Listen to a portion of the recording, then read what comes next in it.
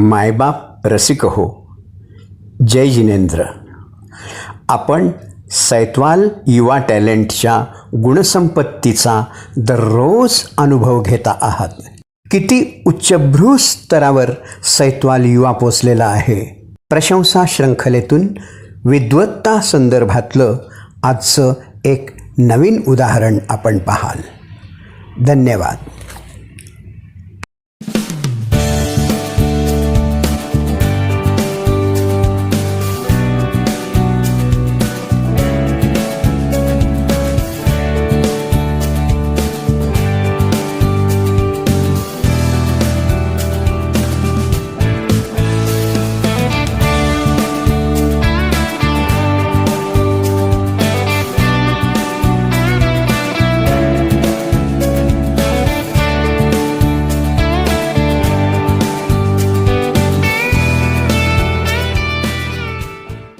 नमस्कार मंडळी. यापुढील प्रस्तुती हे एक आगळी प्रस्तुती आहे आणि प्रस्तुतकर्ता आहे डॉक्टर महावीर रामचंद्रजी साबळे. डॉक्टर महावीर साबळे यांनी हिंदी साहित्यामधून जैन तत्वज्ञान या विषयावर सावित्रीबाई फुले पुणे विद्यापीठातून PhD उपाधी संपादित केलेली आहे.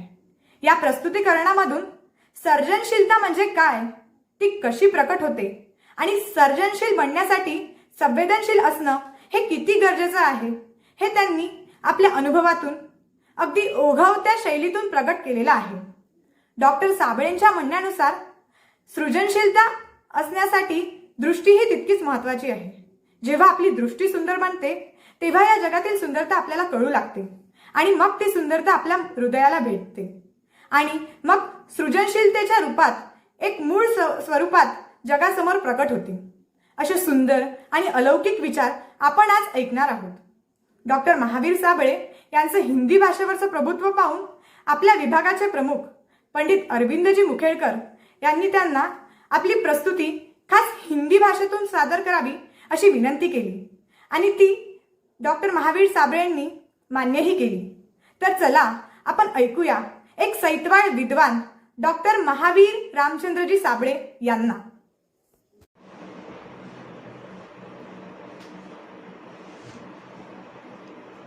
आषाढ़ महीने की घनघोर वर्षा हो रही थी. उस वर्षा में भीगा हुआ एक नवयुवक अपने साथ एक हिरन शावक को लेकर आता है. हिरन शावक भी भीगा हुआ है, साथ ही वो लहूलुहान है.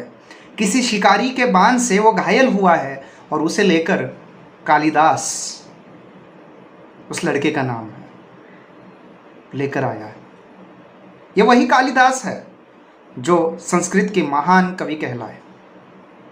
घायल हिरन को शायद उस समय के कई लोगों ने देखा होगा, लेकिन किसी के मन में ऐसा विचार नहीं आया कि मैं इसे ठीक करूं, मैं इसके घाव को भरने की कोशिश करूं. जो करुणा, जो दया कालिदास के मन में जगी वो सभी के मन में नहीं जगी. कालिदास का हृदय करुणा से भरा हुआ था और करुणा से भरे हुए हृदय से जो शब्द फूटते हैं, जो बातें निकलती हैं, वे बातें होकर भी कविता का रूप धारण कर लेती हैं. कालिदास ने जो किया, इस तरीके का काम करने वाले करोड़ों लोग आज दुनिया में हैं. उनका ये कार्य, उनका वो काम अपने आप में सृजनशीलता है. सृजनशीलता के कई मायने हो सकते हैं. सृजनशीलता कई तरह की हो सकती है. कोई गाता है, कोई गुनगुनाता है, कोई बोलता है, कोई लिखता है, कोई चित्र बनाता है, कोई सुंदर सी मूर्ति बनाता है. ये सारी बातें क्या है? सृजनशीलता, जो हमारे आसपास कहीं ना कहीं घटित होती है. सृजनशील बनने के लिए हमारे पास होना चाहिए एक संवेदनशील मन. संवेदनशील मन एक ऐसी उर्वर जमीन है जिसमें दाने बोने के बाद सुंदर सी फसल उगती है या सुंदर सी फसल होती है. ये सृजनशीलता संवेदनशीलता का ही अंग बनकर बाहर निकलती है। कई बार हमने देखा है छतों पर कई छोटी सी दरार हो जाती है और उसमें से कोई घास या एक तिनका अंकुर बनकर फूट पड़ता है, बाहर निकलता है। लहलहाते उस तिनके को देखकर हमें समझना चाहिए कि कठिनाई, प्रतिकूलता चाहे जितनी घनी हो, उसके बीच से भी आशावाद से भरा व्यक्ति अपने जीवन को सकारात्मक रूप से, सृजनात्मक रूप से प्रकट कर सकता है। किसी ने बहुत खूब कहा है कि अपनी कठिनाई को भी जो सृजनात्मकता में बदल देता है वही सच्चा सृजनहार है।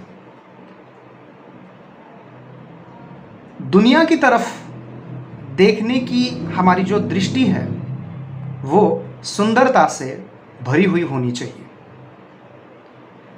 टैगोर जी ने एक जगह कहा है कि मेरे आसपास सुंदरता भरी पड़ी है। क्यों? क्योंकि सुंदरता बाहर नहीं, मेरी आंखों में है। कहते हैं हर जगह प्रेम के लिए लैला और मजनू का उदाहरण दिया जाता है, लेकिन बहुत कम लोगों को यह पता होगा कि लैला बहुत खूबसूरत नहीं थी, फिर भी मजनू उससे बहुत प्रेम करता था। कई बार लैला के कारण मजनू को मार भी खानी पड़ी। लोग लैला से नफरत करते थे और मजनू उससे बेइंतहा मोहब्बत करता था, प्रेम करता था। तो किसी ने आकर मजनू से पूछा कि क्यों तुम इतना लैला से प्रेम करते हो, वो खूबसूरत तो है नहीं। तब मजनू ने जो जवाब दिया वो जवाब बड़ा सुंदर है। उसने कहा कि अगर तुम्हें लैला की सुंदरता को, खूबसूरती को देखना है तो तुम्हारे पास मजनू की आंखें होनी चाहिए। दोस्तों, मजनू की आंखों से जब हम दुनिया की तरफ देखेंगे तो उसकी अच्छाई और बुराई दोनों को देखते हुए भी हम उसे सुंदर तरीके से अलग अलग रूपों में अपनी हैसियत के अनुसार व्यक्त कर पाएंगे। यही सुंदरता, सृजनात्मकता या सृजनशीलता बनकर प्रकट हो, इसी भावना के साथ रुकता हूँ।